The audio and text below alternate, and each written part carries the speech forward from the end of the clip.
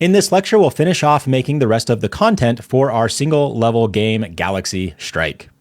We've officially reached the point throughout this section that we've covered all the teaching concepts that I had in mind. We're at the point in the game design lifecycle where it's really just all about creating content, which will introduce you to this lecture's, or should I say, this section's mega challenge. Spend as much or as little time as you'd like filling out the content of your vertical slice. A vertical slice is a fully playable portion of your game that shows the developer's intended experience. Shoot for about 1 to 3 minutes or so worth of gameplay on your level. And last but not least, share your project with the community on our forums, on our social media pages. I really can't wait to see what you all come up with. Here are some ideas when it comes to what sort of content we can still add to our vertical slice. We've got lots of different prefab variant enemies. They range from appearance, size, speed. You can also even add different enemies to the same timelines and copy paste it within your master timeline. There's a lot of creativity here. When it comes to your player rail, experiment with your speed of movement, speeding up in certain times, slowing down at other times, etc. There's a lot that we can still do with our environment. I'll probably even add a few more terrain tiles to my entire scene, just to make sure it doesn't look like our camera is peering over the edge of the mountains like it is currently. You could even head back to the asset store if you'd like and grab some more free assets to add to your terrain. When it comes to your ship's explosions, you could even spend some additional time playing around with the particle system, refining and creating your own particle explosions.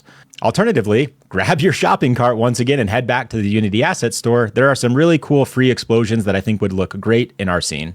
When it comes to your player, make sure everything feels good, tuning and tweaking settings as needed. When it comes to your story, we've provided some voice lines for you. You could either record your own voice lines and kind of bring together a whole story on your own, or just use the voice lines that we've provided, but make sure everything flows and makes sense, bringing it all together. Now's the time to really flex your game dev muscles and practice everything that we've been learning inside this section. There is a lot to do. I'll probably spend somewhere in between 1 to 2 hours fleshing out my entire vertical slice. When you're done working on yours, come back here and we'll take a peek at what I've put together. If you need just a little bit more inspiration and kind of a direction on where to go, feel free to take a look at what I've put together before you take on this super meaty challenge. Now's the time to pause the video, and I'd like to wish us both good luck. I'll see you here shortly. Someone give me a drum roll. Okay, this is what I've been working on the last couple hours. Let's take a look at it together. We're glad to have you here, Lieutenant. We can really use your help. Like shooting fish in the barrel.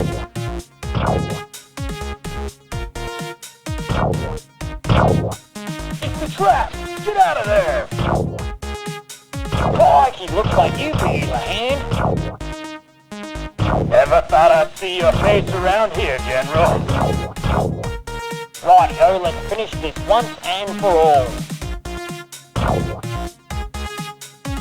Truth, looks like the galaxy just got a little more safe. Yee-haw, you did it! Okay, there you go. Not half bad if I do say so myself. A few things worth mentioning in my project, but again, no new learning concepts.